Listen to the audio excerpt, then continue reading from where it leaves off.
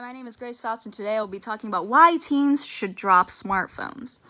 Long gone are the days of face-to-face interaction of the past. Meeting up with friends in the park to just talk and seeing friends in general is a rarity nowadays. Today's young teens take more interest hiding in their rooms and watching people's lives progress through pictures and videos on social media platforms through a small device called a smartphone. Today's teens are not being properly taught how to socialize without a little glowing screen between them. Then, when teens go to bed, they cannot bear to part with their smartphone for the few hours of sleep that they desperately need. They lay their phone by their heads and pick it up when they hear a buzz, or they see the soft glow escape from under their pillows. This interruption of rest can be detrimental to their health. Smartphones contribute to many mental health problems all across the board, and the most susceptible to these deteriorations are young, vulnerable teenage girls. Let's start off with the social aspects of why cell phones are terrible for your health. Teens nowadays do not know how to socialize in the way that teens in the past have. In the past, if a group of teenagers wanted to socialize, they'd call their friends on the landline and then meet up with their friends at the nearby park. In today's generation, there could be a group of friends in the same room, and yet none of them are talking to one another.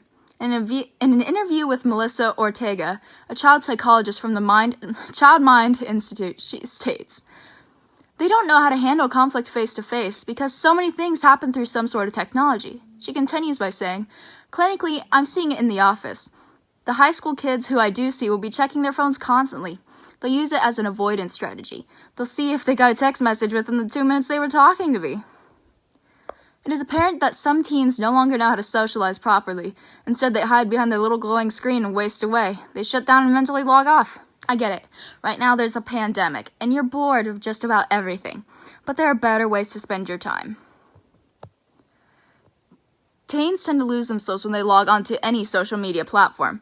When it comes to sharing memories, they post pictures and videos with a short, meaningless caption and an emoji tacked onto it.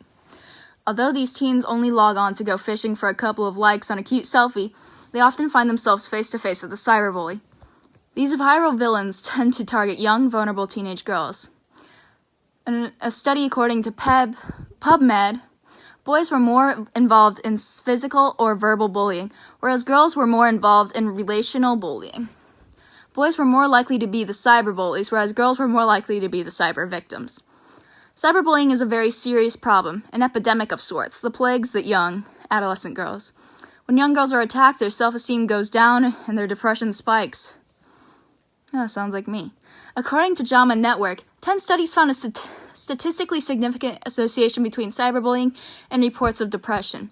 5 studies investigated self-harm or suicidality with conflicting results. Results indicate the most common reason for cyberbullying is relationship issues, with girls most often being the recipients. Responses to cyberbullying are most often passive, with a pervasive lack of awareness or confidence that anything can be done.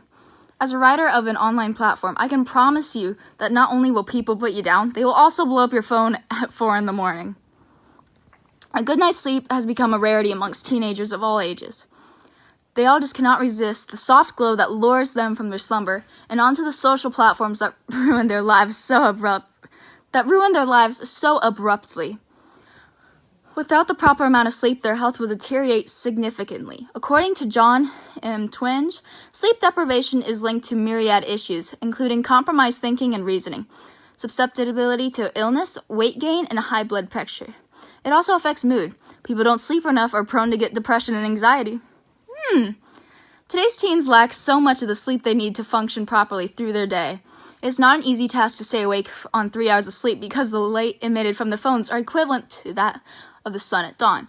The National Sleep Foundation states, "The blue light emitted by screens on cell phones, computers, tablets, and televisions restrain the production of melatonin, the hormone that controls your sleep-wake cycle, or circadian rhythm. Reducing melatonin makes it harder to fall asleep and stay asleep."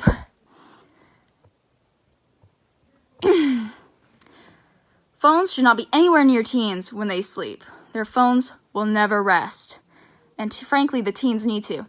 In conclusion, smartphones contribute to many mental health problems all across the board, lowering from self-esteem, raising anxiety, and causing a spike in depression. Teens cannot seem to disconnect from their phones even when they sleep. The lack of sleep leads to various problems in the teens' mental health. Within the inner machinations of all social media platforms, young teenage girls are being attacked left and right.